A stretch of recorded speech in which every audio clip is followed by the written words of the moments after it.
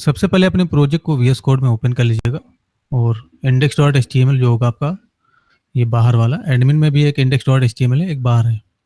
इसको रन करेंगे, right click करके ओपन विद लाइव सर्वर और लॉगिन कर लेंगे। जिससे मैंने अभी लॉगिन किया तो मैं एडमिन पैनल के अंदर आ गया। लास्ट टाइम हमने कैटेगरी पे काम किया था और हमने ब्लॉग्स पे काम किया था।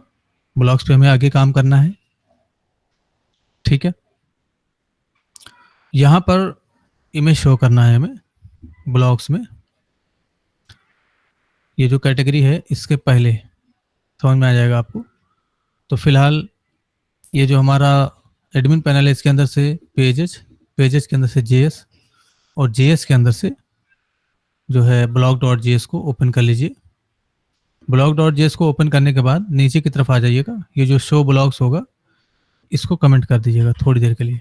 इसको कमेंट कर देंगे तो यहाँ कुछ दिखेगा नहीं, ठीक है। इतना करने के बाद आपको आ जाना है ब्लॉग्स वाला जो HTML होगा उसमें, और नीचे की तरफ देखेंगे तो एक TR होगा जो कमेंटेड है ऑलरेडी। अगर नहीं होगा तो यहाँ blog.js में ये चीज़ आपको मिल जाएगा। ये पूरा जो यहाँ TR होगा इसके अंदर ये TR है, ये कॉपी कर लेना पूरा और यहाँ ला करके पेस्ट कर देना। मेरे में है इसलिए मैं इसको अनकमेंट कर लेता हूँ। तो मैंने इस चीज़ को अनकमेंट किया। नोटिस कीजिए ये कुछ इस तरीके से दिख रहा है। जहाँ कैटेगरी है इसी के ठीक पहले हमें प्रोफाइल शो करना है, यानी कि थंबनेल शो करना है। तो सबसे पहले एक जो है यहाँ पर ऐड कर लेंगे TH यानी कि टेबल हेड। मैंने लिखा इस तरीके से थंबनेल, ठीक है। यहाँ पर दिख जाएगा ये चीज़ थंबनेल, यहाँ दिख गया। अब हमें क्या करना है, नीचे की तरफ एक TD भी बढ़ा देना है। तो TD और इस TD में हमें एक इमेज टैग लेना है। तो IMG टैग लीजिएगा, SRC में डिफाइन कीजिएगा। फिलहाल यहाँ पर मेरे पास एक इमेज है। अच्छा मैं यहाँ पर सर्च कर लेता हूँ ब्लॉग्स इमेजेस सर्च कर लेंगे इस तरीके से। इमेजेस में जाएंगे और ये चीज़ जो दिखे ये वाला इमेज, इस पर क्लिक करेंगे, ओपन विद न्यू टैब, और ये जो URL होगा कॉपी कर लेंगे। फिलहाल यहाँ पर पेस्ट कर देंगे। तो पेस्ट करेंगे तो कुछ इस तरीके से एडमिन पैनल में ये दिखेगा। थोड़ा बड़ा दिख रहा है, इसको हमें छोटा करना है। तो जो आपका इमेज होगा इसमें हम विड्थ देंगे 60 पिक्सल दे दीजिएगा, ठीक है। कुछ इस तरीके से दिखेगा, ऐसे शो करना है। और ज़्यादा शो करना है तो और ज़्यादा छोटा करना है तो इसको हम 40 कर देंगे तो ये और ज़्यादा छोटा हो जाएगा, ठीक है। ये इमेज है, ठीक है। इसको 50 पिक्सल रखिएगा तो ये हमारा इमेज है जो कि शो होगा। आप क्या करेंगे, ये जो हमने TD बनाया इसको कॉपी कर लेना, Ctrl+C करके। कॉपी करने के बाद TR को मिनिमाइज करना है और कमेंट कर देना है। तो कमेंट कर देंगे तो ये नहीं दिखेगा। अभी यहाँ पर ये देखिए नहीं दिख रहा है। अब ये आ जाइए ज़रा, पहले तो कुछ फाइल जो यहाँ पर एक्स्ट्रा खुले उनको कट कर दीजिए। तो कुछ जो एक्स्ट्रा खुले हो तो मैंने कट कर दिया। और जो JS फाइल होगा blog.js उसमें आ जाएंगे। उसमें इंडेक्स के ठीक नीचे आपको ये TD पेस्ट करना है। पेस्ट करने के बाद इसको अरेंज कर लेना है इस तरीके से। और यहाँ पर SRC में ये जो SRC इसको कट कर लीजिएगा Ctrl+X करके, डॉलर के साथ टेम्पलर लिटल, और इसमें आपको डिफाइन कर देना है OBJ के अंदर से डॉट थंबनेल। इस प्रॉपर्टी को रीड कर लेना है।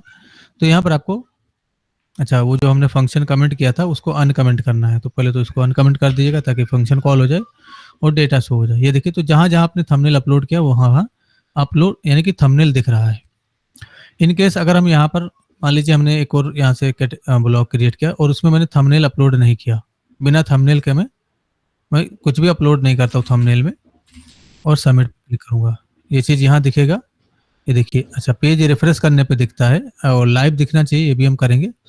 अभी जब मैं पेज रिफ्रेश करूँगा तो ये दिख जाएगा। मैंने रिफ्रेश किया, यहाँ आ गया, लेकिन इसमें थंबनेल नहीं है। ये देखो, जहाँ हमने अपलोड नहीं किया था ना तो नहीं है। तो जिसमें अपलोड नहीं करेंगे ना उसमें बाय डिफॉल्ट ये चीज़ हम रखेंगे, ये चीज़। तो ये कैसे होगा, देखिए यही blog.js में ही ऊपर की तरफ जाएंगे। देखिए आपने जब सबमिट किया है तो यहाँ देखिए आपने कंडीशन पास किया था कि अगर URL है तो URL कब होता है, बाय डिफॉल्ट URL क्या है, URL बाय डिफॉल्ट नल है, ठीक है। तो URL में डेटा कब जाता है, जब आप ऑन चेंज करते हो, यानी कि जब यहाँ से कुछ अपलोड करते हो तब URL में कुछ डेटा अपडेट होता है। तो वही हमने चेक किया क्या URL है, अगर है तो URL जाएगा, अदरवाइज हमने नल दिया था। तो नल ना दे करके यहाँ पर आप सिंगल कोट के अंदर ये URL पास कर दीजिएगा जो आपका गूगल का URL है, गूगल इमेज का, ठीक है। ये पास कर देंगे तो अगर आप अपलोड नहीं करेंगे तो बाय डिफॉल्ट ये इमेज चला जाएगा और ये शो हो जाएगा, ठीक है। एक और चीज़ करना है, ये मैसेज होने के बाद, फॉर्म रिसेट होने के बाद आपका जो शो ब्लॉग फंक्शन इसको कॉल कर देना ताकि लाइव चीज़ें दिख जाएं।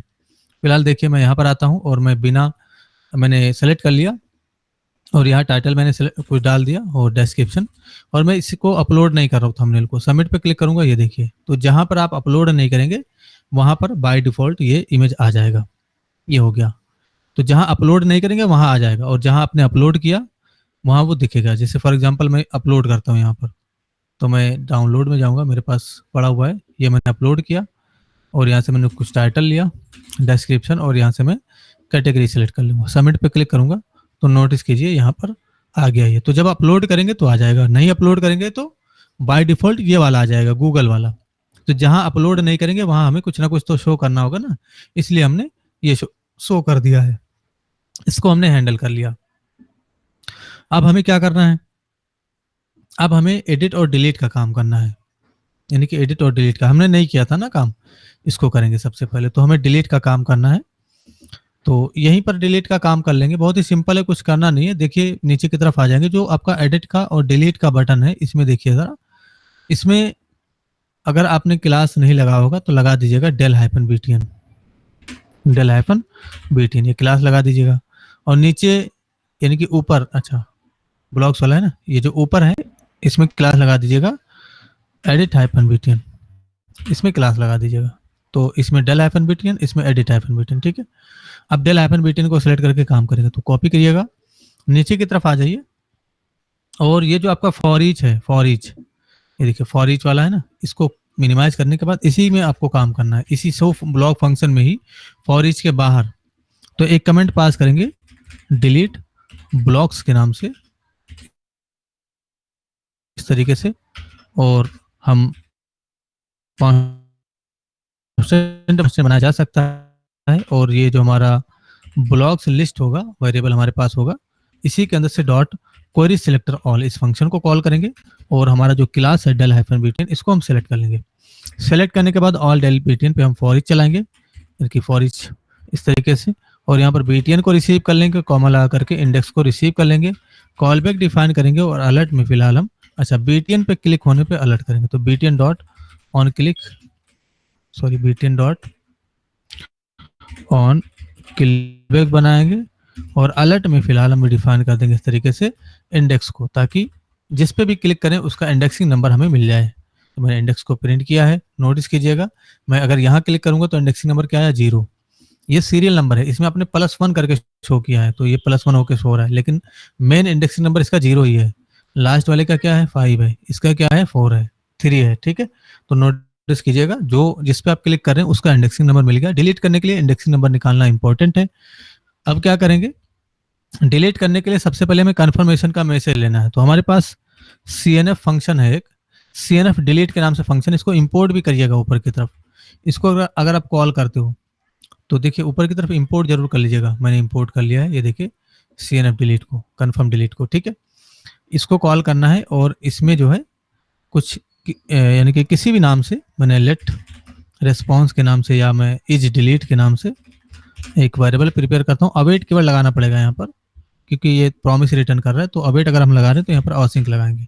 अच्छा ये क्या रिटर्न करेगा, कंसोल करके देख लो जरा, कंसोल डॉट लॉग इस तरीके से डिफाइन करेंगे, और एज डिलीट को हम यहाँ पर, तो हमने देखिए ये फंक्शन बना रखा है, ये इसका हमें कई जगह पे जरूरत है। इससे पहले हमें जरूरत था यहाँ पर कैटेगरी में, तो हमने कॉल कर लिया था। अगर हमने फंक्शन नहीं बनाया होता ना मॉड्यूल डॉट जेएस में, जो हमारा रीयूजेबल, ये हमारा कोड रीयूज हो रहा है, हमने ऐसा काम किया है, ये देखो मॉड्यूल डॉट जेएस में ये फंक्शन हमने बना दिया, तो इतना बड़ा इसमें कोड था, ये देखो। अब हमें ये चीज हर जगह बार बार नहीं लिखना पड़ेगा, जब भी हमें इस कोड की आवश्यकता होगी बस इस फंक्शन को कॉल करेंगे, और वही चीज हम वही कर रहे हैं हम।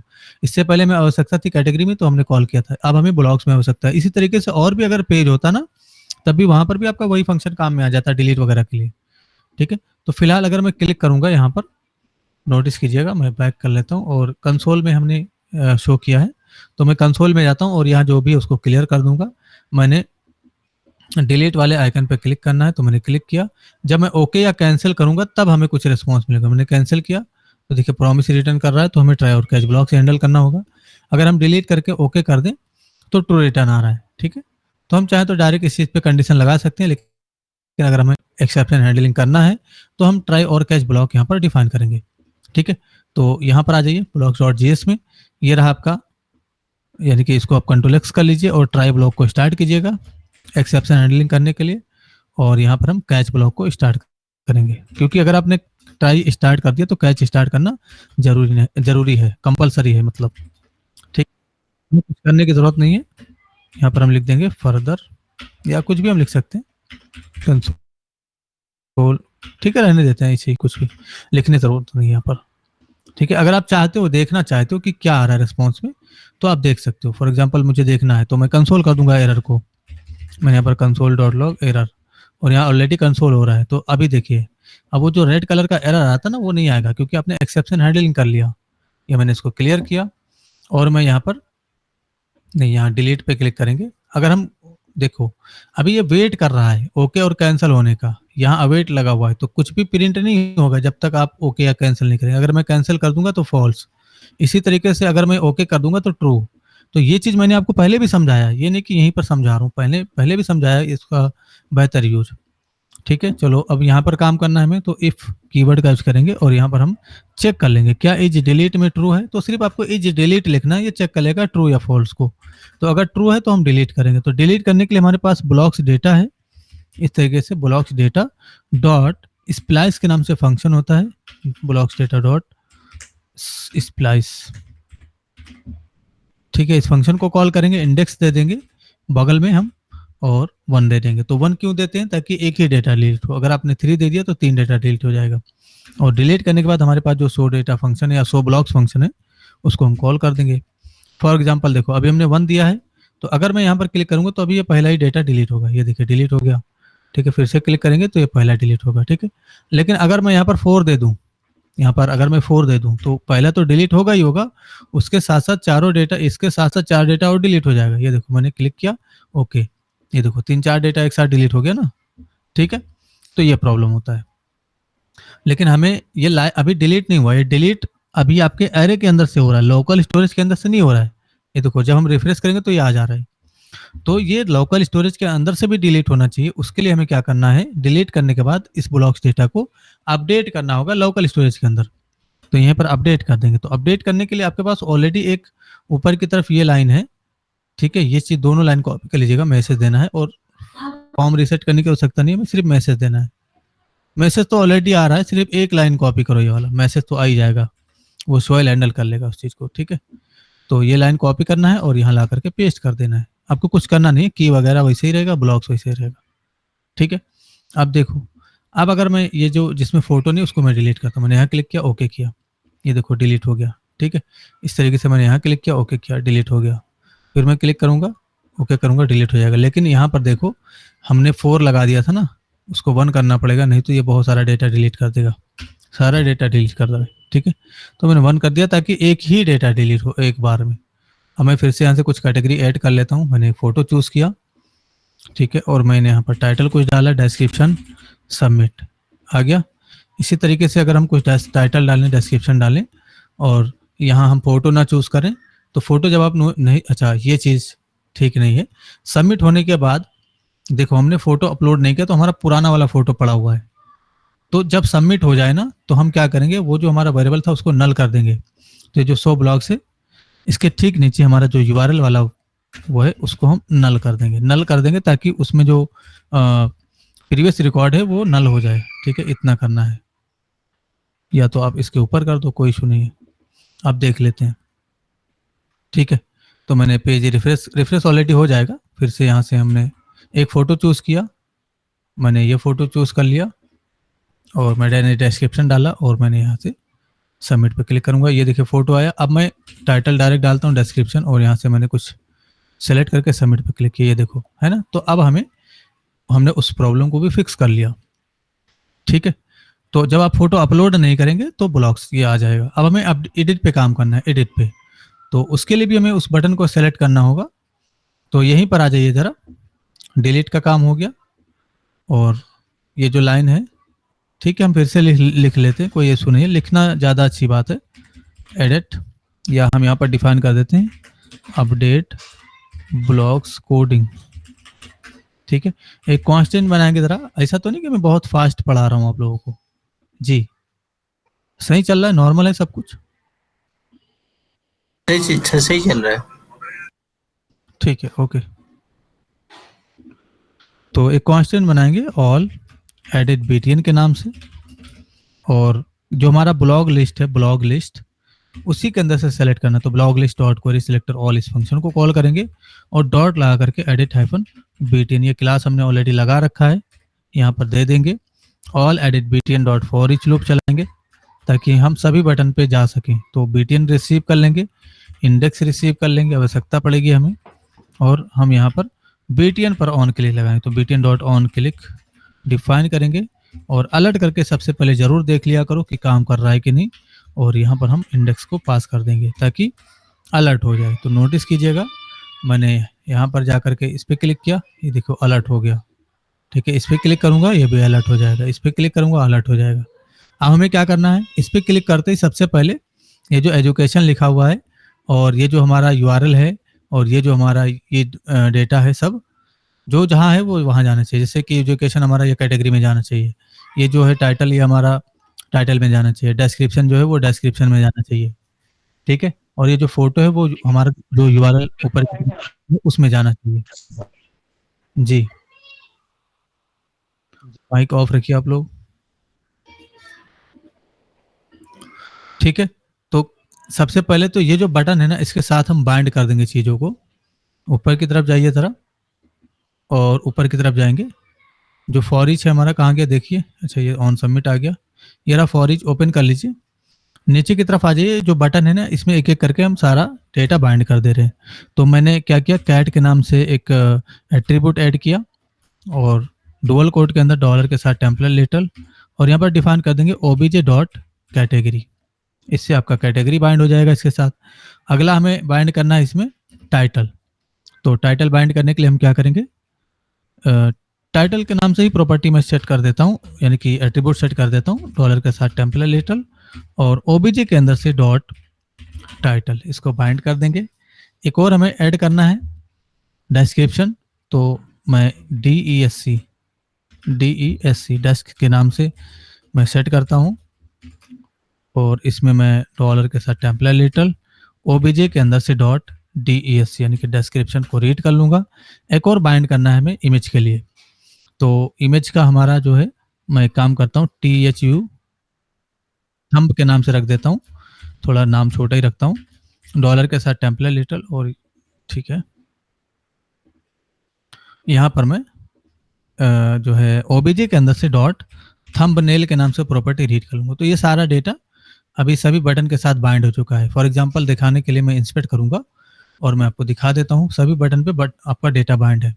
ये आपका थंबनेल वाला यूआरएल है, ठीक है, ये यूआरएल है थंबनेल वाला, और ये हमारा थंबनेल हो गया।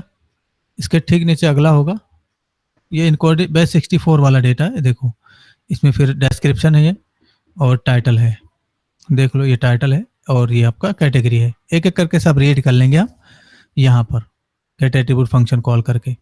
नीचे की तरफ आ जाइए, और कहाँ पर हमने देखिए ज़रा एडिट पे कहाँ क्लिक किया है, तो यहाँ हमने एडिट पे क्लिक किया था। सबसे पहले आप एक वेरिएबल बनाओ ज़रा तरीके से, लेट कैटेगरी के नाम से या कैट के नाम से, किसी भी नाम से बना सकते हैं, और ये जो हमारा बीटीएन है इसी के लिए डॉट गेट एट्रीब्यूट इसके नाम से फंक्शन कॉल करेंगे और कैट को रीड कर लेंगे, क्योंकि हमने वहाँ कैट लिखा है। ठीक है, इसको रीड करने के बाद हम और भी चीज़ों को रीड करेंगे। कैट के बाद हमें टाइटल रीड करना है, तो मैंने टाइटल डिफाइन किया, और उसके बाद हमें रीड करना है डिस्क्रिप्शन को, उसके बाद हमें रीड करना है थंबनेल को, THUMB मैंने लिखा वहाँ पर थंब। ठीक है, यहाँ पर लिख देंगे हम थंबनेल, और यहाँ पर लिख देंगे हम डिस्क्रिप्शन, तो मैंने शॉर्ट फॉर्म में लिखा डेस्क, और यहाँ पर मैं टाइटल लिख दूंगा। बस इतना ही लेना है मुझे, और 1 2 3 4, हाँ ठीक है, चारों डेटा मिल गया। एक बार हम इस चीज़ को कंसोल करके चेक कर लेते हैं कि सारा डेटा हमें मिल रहा है कि नहीं। तो कंसोल करेंगे कैटेगरी को, और अलग अलग कंसोल में कर देता हूँ। वैसे तो हम एक साथ भी कंसोल कर सकते हैं, लेकिन मैं अलग अलग कर रहा हूँ ताकि सब अलग अलग प्रिंट हो। फिर हमारा हो जाएगा थंबनेल,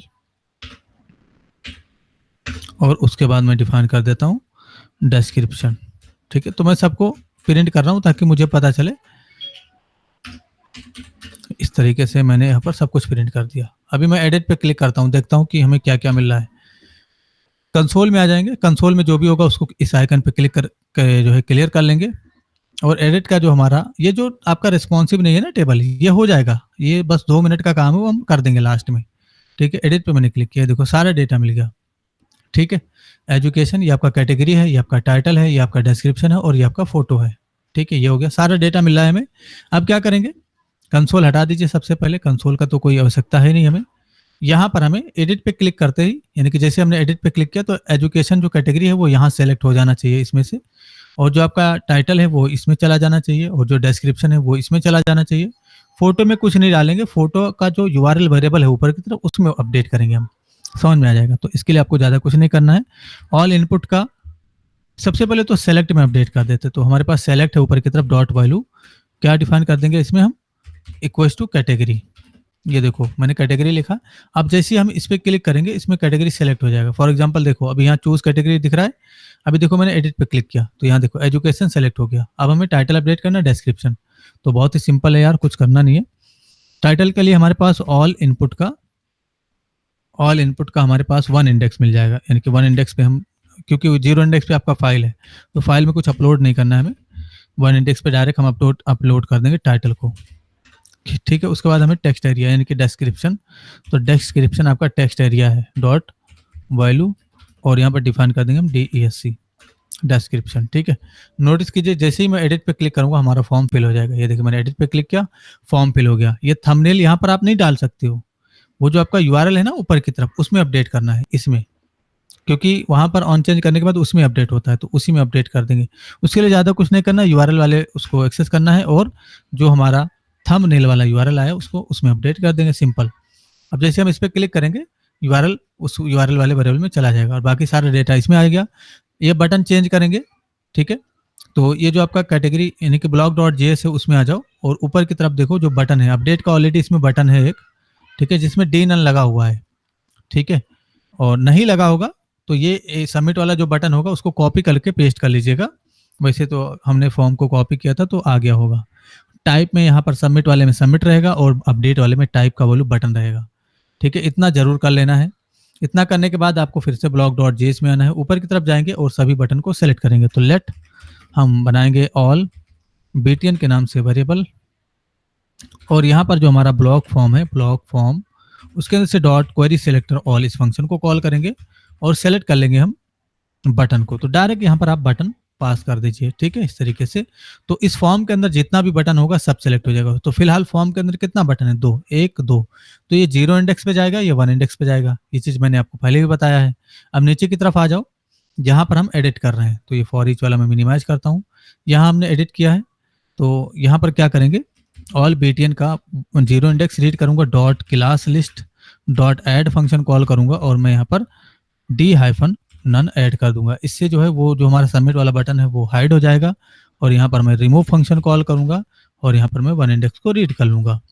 तो 1 इंडेक्स में जो ऐड d-none लगा वो रिमूव हो जाएगा और 0 इंडेक्स पे d-none लग जाएगा, ऐड हो जाएगा, इसमें से रिमूव हो जाएगा क्योंकि उसमें पहले से लगा हुआ है। ठीक है, ये देखो मैंने एडिट पे क्लिक किया, ये देखो अपडेट का बटन आ गया। ठीक है, अब जब अपडेट का बटन आ गया तो अपडेट पे क्लिक करते ही ये सब अपडेट भी होना चाहिए। तो अब हमें फिर से ये डेटा निकालना होगा, अपडेट पे क्लिक करते ही चेंजेस डेटा। ठीक है, अब यहाँ पर आ जाओ, ऑल btn का 1 इंडेक्स इसे डिफाइन करो, डॉट ऑन क्लिक, इस पर क्लिक करना होगा आपको। कॉल बैक डिफाइन करेंगे, देखो जरा क्लिक करते ही सबसे पहले अलर्ट करके जरूर देख लिया करो। उससे पहले मैंने यहाँ पर कमेंट पास कर दिया, स्टार्ट अपडेट। ठीक है, यहाँ पर कमेंट पास किया, अलर्ट करके देख लूंगा। एक एक स्टेप मैं आपको बता रहा हूँ ताकि आपको कंफ्यूजन ना रहे किसी चीज के लिए। मैंने यहाँ पर क्लिक किया और यहाँ क्लिक करूंगा, अलर्ट हो जाएगा। देखियो अलर्ट हो गया। अब ये सारा डेटा चाहिए हमें। ठीक है, तो कुछ करना नहीं है। डेटा के लिए एक वेरिएबल बनाएंगे लेट obj के नाम से, और यहाँ पर करली ब्रैकेट स्टार्ट करेंगे। सबसे पहले कैटेगरी के नाम से प्रॉपर्टी, और कैटेगरी आपका किसके अंदर से मिल जाएगा, सेलेक्ट डॉट वैल्यू, इस तरीके से। अच्छा, यहाँ पर कॉलन लगता है, इक्वल्स टू नहीं लगता है, तो सेलेक्ट डॉट वैल्यू। ठीक है, इस तरीके से यहाँ पर मैंने रीड किया, कॉमा से सेपरेट करेंगे। अगला हमारा है थंबनेल, तो थंबनेल हमारा किस में है, यूआरएल में है, सिंपल, वही आप डायरेक्ट डिफाइन कर दो। उसके बाद आपका हो जाएगा टाइटल, तो टाइटल डिफाइन करो, और यहाँ पर आपका जो टाइटल है वो कहाँ है, ऑल इनपुट का 1 इंडेक्स डॉट वैल्यू, तो ऑल इनपुट का 1 इंडेक्स डॉट वैल्यू। ठीक है, इसमें टाइटल है। उसके बाद आपका डिस्क्रिप्शन है, तो DESC के नाम से प्रॉपर्टी और टेक्स्ट एरिया डॉट वैल्यू। ठीक है, तो इससे आपका डिस्क्रिप्शन मिल जाएगा। एक बार हम कंसोल जरूर करेंगे चीज़ों को कंफर्मेशन के लिए कि सारी चीज़ें सब कुछ प्रिंट हो रही कि नहीं। तो मैंने ओबीजे डिफाइन कर दिया सिंपल। नोटिस करो मैं यहाँ जाऊँगा और मैं कंसोल में चला जाता हूँ। पहले मैं कंसोल को क्लियर कर लूँगा इस आइकन पे क्लिक करने के बाद, और मैं यहाँ जाता हूँ एडिट पे क्लिक करता हूँ। तो मैंने किसी के भी, जैसे फॉर एग्जांपल मैंने इसके एडिट पे क्लिक किया। अब यहाँ देखो फॉर्म में एजुकेशन है ना, कैटेगरी में मैं यहाँ पर अमित कुमार कर देता हूँ, और यहाँ एसडी लिखा हुआ है, मैं यहाँ पर अमित लिख देता हूँ। ठीक है, इस तरीके से।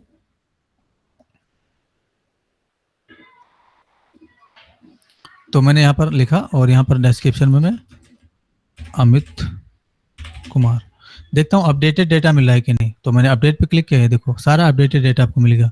फोटो थंबनेल आपने डाला नहीं तो वो जो आपका, क्योंकि आपने एडिट पे जब क्लिक किया तो यूआरएल में थंबनेल चला रहा था, ओल्ड थंबनेल। क्योंकि हमें जरूरी नहीं कि हमें थंबनेल अपडेट करना हो, हमें हो सकता है कि सिर्फ ये कैटेगरी अपडेट करना हो, हमें हो सकता है टाइटल अपडेट करना हो। इनकेस अगर आप अपडेट करना चाहे तो यहाँ से अपलोड कर दोगे नया थंबनेल। ये वाला मैंने अपलोड किया तो नया थंबनेल आपको मिल जाएगा यहाँ से। ये देखो नया थंबनेल मिल जाएगा। ठीक है, इस तरीके से परफेक्ट। अब इसी को हमें रिप्लेस करना है इस ऑब्जेक्ट से जिस पे हमने क्लिक किया है। तो क्लिक करते ही आपका इंडेक्सिंग नंबर आपको मिल रहा है, तो हम रिप्लेस कर देंगे। रिप्लेस करने के लिए क्या करेंगे, ये जो हमारा ब्लॉक्स डेटा है ना ऊपर की तरफ, इसी में हम इंडेक्स पास करेंगे। तो जिस पे क्लिक करेंगे उसका इंडेक्स इसमें चला जाएगा, इक्वल टू ऑब्जेक्ट यानी कि ओबीजे। इसको हमने रिप्लेस कर दिया। रिप्लेस करने के बाद लोकल स्टोरेज के अंदर हम इसको अपडेट करेंगे। तो ऊपर की तरफ जाइए जरा, और ऑन सबमिट में 2 लाइन का कोड है, इसको कॉपी कर लीजिए। तो ये जो local storage dot set item है और जो सोयल है, इसको कॉपी करेंगे ऑन सबमिट वाले फंक्शन के अंदर से, ये वाला जो आपका है। ठीक है, अब नीचे की तरफ आ जाओ और यहाँ पर पेस्ट कर दो, अपडेट हो जाएगा। ठीक है, ये पेस्ट किया हमने। अब ये लोकल स्टोरेज में भी अपडेट हो जाएगा। अब यहाँ पर हमने सोयल सक्सेस, और यहाँ पर मैं डिफाइन कर देता हूँ updated successfully, blocks updated successfully. और यहाँ पर हम सक्सेस का आइकन दे देंगे, हो गया, ऑलरेडी दिया हुआ है। यहाँ पर ब्लॉक्स डेटा, ठीक है, और की, बस सब कुछ ठीक है। अब इसके बाद हमें फॉर्म को भी रीसेट करना है। तो फॉर्म रीसेट करने के लिए हमारे पास ब्लॉक्स फॉर्म के नाम से एक वेरिएबल है, उसी के लिए डॉट रीसेट के नाम से फंक्शन कॉल करेंगे। इसमें एम्पटी असाइन कर देंगे इस तरीके से, टर्मिनेट करेंगे और ऊपर की तरफ जाएंगे क्योंकि बटन चेंज होना चाहिए। फॉर एग्जाम्पल समझिए जरा इस चीज़ को, मैंने एडिट पे क्लिक किया और मैं यहाँ पर लिख देता हूँ अमित। ठीक है, मैंने अमित लिखा, अपडेट पे क्लिक कर दूंगा तो अपडेट तो हो जाएगा। एक तो लाइव अपडेट नहीं हुआ, अगर हम रिफ्रेश करेंगे तो अपडेट हो जाएगा। और दूसरा, अपडेट होने के बाद फॉर्म तो रीसेट हो गया लेकिन ये बटन नहीं गया, तो ये भी हमें दूसरा वाला बटन यानी कि सबमिट वाला बटन लाना है। रिफ्रेश करेंगे तो नोटिस कीजिएगा यहाँ पर अमित अपडेट हो चुका होगा। लेकिन कुछ और चीज कर लेते हैं, ऊपर की तरफ जाइए जरा, ये दोनों बटन है, इसको कॉपी कर लो कंट्रोल सी करके, क्योंकि हमें बटन को भी कंट्रोल करना है। फॉर्म रीसेट करने के बाद यहाँ दोनों लाइन पेस्ट करेंगे, यहाँ रिमूव कर देंगे और नीचे की तरफ ऐड कर देंगे। ठीक है, तो उसमें से हट जाएगा और इसमें से लग जाएगा। इसके बाद हमें क्या करना है, लाइव अपडेट करना है। तो शो डेटा वाला जो हमारे पास यानी कि शो ब्लॉक्स के नाम से जो फंक्शन, इसको कॉल कर देंगे, इससे लाइव आपका अपडेट हो जाएगा। देखिए जरा, मैं यहाँ पर क्लिक करता हूँ। ठीक है, इसमें टेक्निकल है, मैं इसको जो है यहाँ से मैंने अमित कुमार कर दिया है कैटेगरी में। टाइटल में मैं यहाँ पर अमित डिफाइन कर देता हूँ और डिस्क्रिप्शन में मैं हेलो अमित डिफाइन कर देता हूँ, हेलो अमित। ठीक है, और अपडेट पे मैंने क्लिक किया। नोटिस कीजिए हमने फोटो नहीं चेंज किया था तो फोटो वही पड़ा हुआ है, बाकी कैटेगरी अपडेट हो गया, टाइटल अपडेट हो गया और हेलो अमित आपका डिस्क्रिप्शन आ गया। अच्छा, डेट नहीं आ रहा है, ये देखो डेट नहीं आ रहा है ना, क्योंकि हमने यहाँ पर क्रिएटेड डेट दिया ही नहीं। तो क्रिएटेड डेट आपको देना है, क्रिएटेड डेट यहाँ पर डिफाइन करेंगे और न्यू कीवर्ड के साथ डेट का हम इंस्टेंस क्रिएट कर देंगे। बस यही करना है, अब आपका डेट भी आएगा। तो फिर से मैंने एडिट पे क्लिक किया और फॉर एग्जांपल मुझे अब फोटो अपडेट करना है, तो मैं यहाँ से कोई भी फोटो चूज कर लूंगा और अपडेट पे क्लिक कर दूंगा। तो देखो फोटो सिर्फ चेंज हुआ और यहाँ डेट भी आ गया। यहाँ का मुझे फोटो चेंज करना है तो मैं यहाँ पर जाऊँगा और फोटो चेंज करने के लिए यहाँ से मैं ये वाला फोटो सेलेक्ट कर लूंगा, अपडेट पे क्लिक कर दूंगा, ये देखो फोटो चेंज हो जाएगा। ठीक है, तो जो फोटो चेंज करना वही चेंज होगा, नहीं चेंज करना नहीं चेंज होगा। हमने अपडेट का भी काम कर लिया। ठीक है, अब हमें हमारा जो यहाँ का काम है वो लगभग हो गया है। रेस्पॉन्सिव का इशू है तो वो हम फिक्स कर लेंगे। रेस्पॉन्सिव में ज़्यादा कुछ करना नहीं होता है। देखो ब्लॉक डॉट इसमें आ जाओ और ये हमारा टेबल कहाँ है, देखो ये फॉर्म है, इसको मिनिमाइज कर दो, ये टेबल है ना। इस टेबल में सबसे पहले आपको जो है एक टेबल हाइफन रेस्पॉन्सिव ये क्लास होता है, ये बूट स्टेप का क्लास होता है, टेबल हाइफन रेस्पॉन्सिव ये क्लास लगा देना है। ठीक है, देख लेते हैं रेस्पॉन्सिव हुआ कि नहीं। तो मैं यहाँ पर क्लिक करूँगा और यहाँ हमारा टेबल जो है नहीं, तो टेबल हाइफन रेस्पॉन्सिव इसके पेरेंट में शायद लगेगा, कंट्रोल एक्स कर लेते हैं। इसका पेरेंट ये है, ये डिव कंट्रोल भी करते हैं इसमें, देखते हैं। ठीक है, हाँ अब रिस्पॉन्सिव हो गया टेबल आपका, ये देखो। अच्छा ये चीज़ भी हमें कंट्रोल करना चाहिए, ये ब्रेक हो रहा है, तो इसके लिए आपको ज़्यादा कुछ नहीं करना है। यहाँ पर आ जाओ, ये जो आपका इसमें जो है एक क्लास लिखो इस तरीके से, class text hyphen no wrap, no, ये क्लास लगा दो टीआर में, और टीआर में लगाने के बाद इसको कट कर लेना, इसको नो रैप देख लेना स्पेलिंग सही है कि नहीं, तो कट कर लेना। कट करने के बाद आपको यहाँ आ जाना है ब्लॉक डॉट जेएस में, और ऊपर की तरफ देखिए जो फॉर ईच आपने चलाया है, फॉर ईच कहाँ चल रहा है आपका, उसको देखना पड़ेगा। तो ये रहा फॉर ईच हमारा, इसी में जाएंगे और टीडी देखिए, और ये आपका टीडी है, सभी टीडी में एक साथ मैं चला जाता हूँ इस तरीके से, और एक क्लास लगा दूंगा।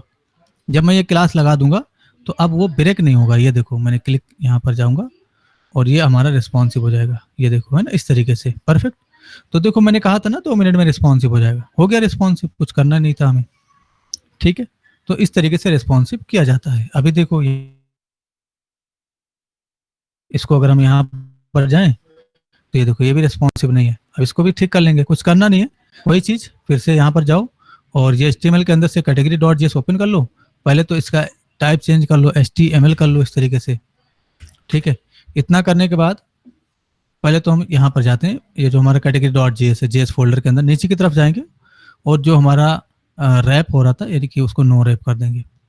तो देखो कहाँ पर है हमारा शो फंक्शन, ये है ना फॉर ईच, इसको फॉर ईच को ओपन करो, ये जो आपका फॉर ईच है जिसमें टीडी है सारा। अब सभी टीडी में एक साथ जाओ इस तरीके से, और वो जो क्लास है उसको लगा दो, ये क्लास नो रैप वाला, टेक्स्ट नो रैप। और फिर यहाँ पर जाओ, ये जो आपका इसका HTML वाला फाइल है कैटेगरी डॉट जेएस, और इसका जो मेन कंटेनर देखो कौन सा है, ये टेबल है, टेबल का कोई मेन कंटेनर ये है हमारा। ठीक है, तो इसमें हम क्लास का यूज करेंगे। पहले तो इसका टाइप चेंज कर लेते हैं HTML में। ठीक है, अब यहाँ पर आप क्लास लगाओ इस तरीके से, टेबल हाइफन रिस्पॉन्सिव। अब देखो जरा ये भी आपका रिस्पॉन्सिव हो जाएगा, ये देखो हो गया है ना, इस तरीके से ये रिस्पॉन्सिव हो गया, सिंपल। तो इस तरीके से चीज़ों को रिस्पॉन्सिव करते हैं, ये हो गया रिस्पॉन्सिव। अब कोई इशू नहीं है इसमें। अच्छा इस चीज़ को हमें कंट्रोल करना है, तो ये चीज़ हम कंट्रोल कर सकते हैं, ये चीज़ हटा देंगे, ये जो हमारा ब्लॉग, ये जो नेम दिख रहा है, क्योंकि इतना बड़ा नेम साइड में नहीं शो होगा, या तो हम इसका कुछ और तरीका ढूंढ सकते हैं कि ये ऊपर से आ जाए, है ना। तो फिलहाल इसको रिस्पॉन्सिव करने की ज़रूरत नहीं है, ये चीज़ इसको रिस्पॉन्सिव करने की ज़रूरत नहीं है। हम चाहें तो क्या कर सकते हैं, ये जो टेक्स्ट है ये हाइड करके सिर्फ आइकन शो कर सकते हैं छोटे डिवाइस के लिए। ठीक है, फिलहाल जो मेन काम था वो हो चुका है, अब हमें होम पेज पे काम करना है, लेकिन यहाँ पर उससे पहले हमें एक लॉग आउट का बटन बनाना चाहिए ताकि लॉग आउट हो जाए। ठीक है, तो लॉग आउट करने के लिए हम यहाँ पर एक बटन बना देते हैं, उसके लिए लॉग आउट के लिए एक बटन बना देते हैं। तो यहाँ पर आ जाओ, जो आपका HTML है इसके अंदर से index.html, ये एडमिन का index.html ओपन कीजिएगा, और ये देखो हैश ब्लॉग वाला बटन है, कॉपी कर लो कंट्रोल C करके, इसी के ठीक नीचे पेस्ट करो और यहाँ पर लॉग आउट लिख दो, लॉग आउट ये लिख दो, ये हो गया हमारा ब्लॉग्स लिखा हुआ, यहाँ पर हम लॉग आउट डिफाइन कर देंगे। तो अगर अभी हम यहाँ पर जा करके देखेंगे ना, तो लॉग आउट का एक ऑप्शन आ गया, इस पर क्लिक करेंगे तो 404 वाला पेज आ रहा है। ठीक है, तो सबसे पहले हमारे पास लॉग आउट का बटन होना चाहिए, समझ में आ जाएगा आपको। पहले तो ये आइकन चेंज कर देते हैं, फाफा लॉग आउट ये डिफाइन करते हैं, देखते हैं आता है कि नहीं आइकन। तो लॉग आउट नहीं आ रहा तो लॉग हाइफन आउट कर देते हैं, या एक काम करो लॉगिन के नाम से आइकन होता है वो डिफाइन कर देते हैं, नहीं आ रहा है तो लॉग आउट। तो फॉन्ट ऑसम की वेबसाइट पे जाएंगे, अगर हमें आइकन नहीं मालूम है ना तो फॉन्ट ऑसम की वेबसाइट पे सीधा विजिट करो और यहाँ से सर्च कर सकते हो। ठीक है, तो यहाँ जाएंगे और पेशेंस रखेंगे थोड़ा, यहाँ आइकन्स पे क्लिक कर लेंगे और यहाँ से सर्च कर लेंगे हम लॉग आउट। ठीक है, ये सारा आइकन आ गया, फ्री पे क्लिक करो, जो फ्री में होगा वही लीजिएगा। तो लॉग आउट के लिए मैं एक काम करता हूँ, ये वाला आइकन ले लेता हूँ, कोई इशू नहीं। इस पर मैंने क्लिक किया और ये रहा इसका कोड, मैंने कॉपी किया और इस आइकन से रिप्लेस कर दूंगा। आप चाहें तो यही चीज़ देख करके अपने में लिख सकते हो, देख करके लिख लो, कोई इशू नहीं है, आपको विजिट करने की जरूरत नहीं वेबसाइट पे। ये आ गया। अब इस पर क्लिक करते ही एक पेज खुलना चाहिए जिसमें कुछ ऐसे ही पेज होगा नॉट फाउंड के तरीके से। तो ये जो हमारा नॉट फाउंड का सारा कोड है ये कहाँ है, देखो मॉड्यूल डॉट जेएस में है ना। ये देखो ये मॉड्यूल डॉट जेएस में नॉट यानी कि मॉड्यूल फोल्डर में नॉट फाउंड के नाम से है फाइल। इसको कंट्रोल ए कर लो, कंट्रोल सी कर लो, और जो एडमिन के अंदर पेजेज होगा, पेजेज के अंदर जो एचटीएमएल होगा इसमें आप एक फाइल बना लो जरा लॉग आउट डॉट जेएस के नाम से, इस तरीके से, ठीक है। और इसमें पेस्ट कर दो। पेस्ट करने के बाद ऊपर की तरफ जाओ, इसको लॉग आउट कर दो, यानी कि इसको कर दो लॉग आउट, ठीक है। और इसका जो एचटीएमएल है यानी कि जावा स्क्रिप्ट है उसको एचटीएमएल में कन्वर्ट कर लो। अब ये जो लॉग आउट है सबसे पहले इसके लिए राउट डिक्लेयर करना होगा। तो राउट कहाँ डिक्लेयर करते हैं, ये जहाँ आपका जो है मॉड्यूल के अंदर राउट सर्विस में जाएंगे, लॉग आउट को इम्पोर्ट करेंगे, इम्पोर्ट की करिएगा और यहाँ पर लॉग आउट को इम्पोर्ट कर लीजिएगा। तो मैंने इस से लिखा इम्पोर्ट लॉग आउट। हम देख लेते हैं कि हमने किस नाम से एक्सपोर्ट किया है।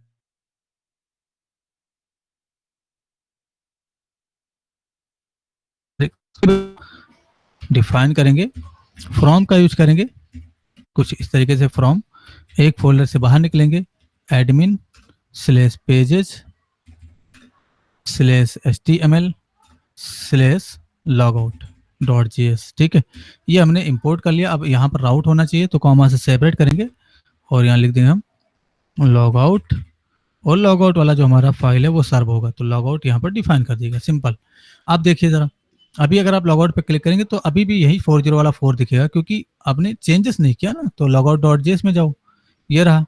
अब यहाँ पर जहाँ पर आपने ये लिखा था, जहाँ पर पहले तो जो बटन है मैं इसको लॉग आउट कर देता हूँ, ठीक है। तो मैंने लॉग आउट कर दिया। अभी इस बटन पर क्लिक करने पे ये लॉग आउट होना चाहिए। तो ये होम पेज का राउट एक्सेस हो रहा है। राउट नहीं एक्सेस होना चाहिए यहाँ पर क्योंकि एंकर टैग में है ना, तो यहाँ पर ये हमारा बटन की तरह बिहेव होना चाहिए। तो कंट्रोल एक्स कर लीजिए या इसको बटन में कन्वर्ट कर दीजिए और यहाँ पर भी इसको बटन कर देंगे, ठीक है।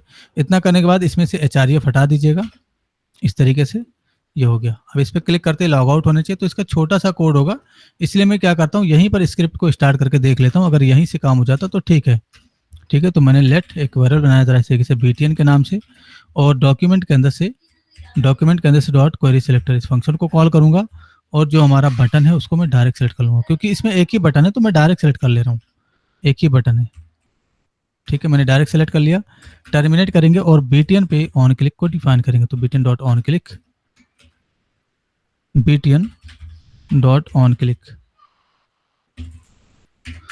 ठीक है। कॉल बैक डिफाइन करूंगा और सबसे पहले मैं अलर्ट करके देखूंगा, मे भी काम ना करे, कोई जरूरी नहीं कि यहाँ पर काम कर जाए। अगर काम कर गया तो ठीक है, अच्छी बात है, क्यों वैसे तो काम करना चाहिए। मैंने क्लिक किया, ये देखो है ना। तो देख लेते कोई इशू है क्या, एरर है।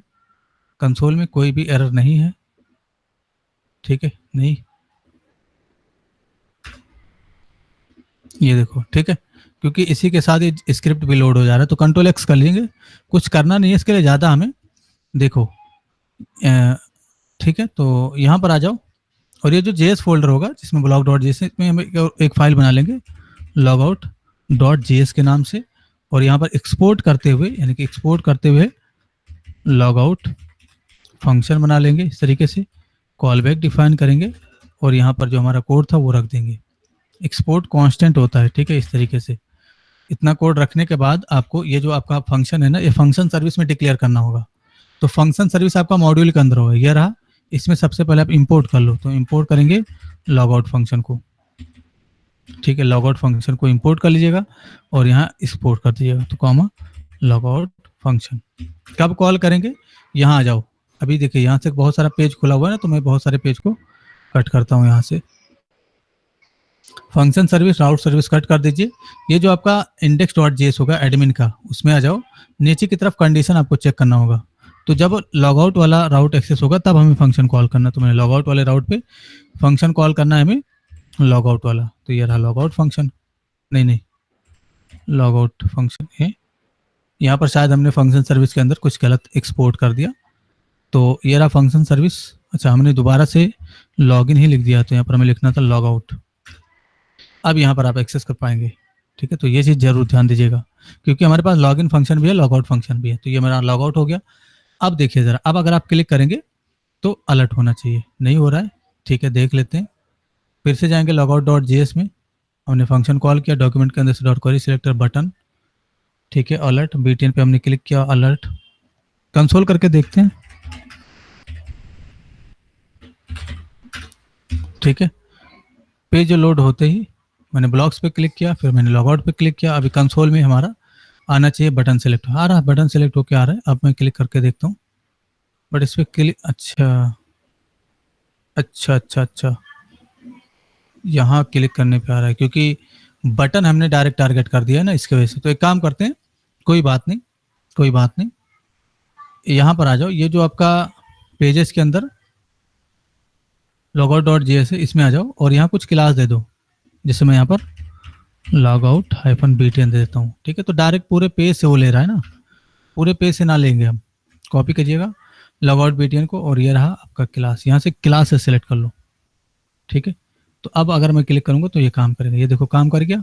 करना क्या है, होम पेज पे भेजना है, तो कुछ करना नहीं इसके लिए। होम पेज पे भेजने के लिए सबसे पहले तो सेशन स्टोरेज के अंदर से डेटा डिलीट कर देंगे। तो सेशन स्टोरेज, यहाँ पर आप एक्सेस करो सेशन स्टोरेज को, डॉट रिमूव आइटम के नाम से एक फंक्शन होता है, कॉल करेंगे, और यूजर इन्फो के नाम से जो की है सेशन में उसको डिलीट करेंगे, यूजर इन्फो को। डिलीट करने के बाद हमें क्या करना है, विंडो के अंदर से डॉट लोकेशन इसको, और इसके लिए डॉट href, और इसके इक्वल टू में हमें सिंगल कोट या डुअल कोट के अंदर अपना यूआरएल देना है जहां हमें रीडायरेक्ट करना है। तो ये जो आपका इंडेक्स डॉट एचटीएमएल बाहर होगा, इसको क्लिक करके ओपन विथ लाइव सर्वर कर लो, और ये जो आपको यूआरएल मिला कॉपी कर लो और यहाँ ला करके पेस्ट कर दो।